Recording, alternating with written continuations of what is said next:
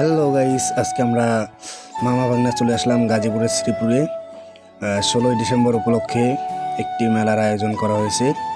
তো আমরা দুইজনে এই মেলা দেখার জন্য রওনা দিলাম।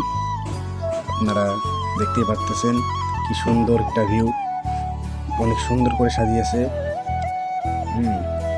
আশেপাশের দিকটা একটু তাকালে আপনারা দেখতে পারবেন অনেক সুন্দর হয়েছে আর কি জায়গাটা।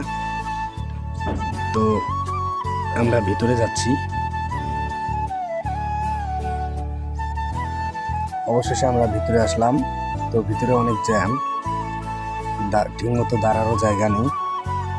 তো এখানে আমরা নৃত্য দেখতেছি, ছোট ছোট সোনামণিরা নৃত্য দিতেছে।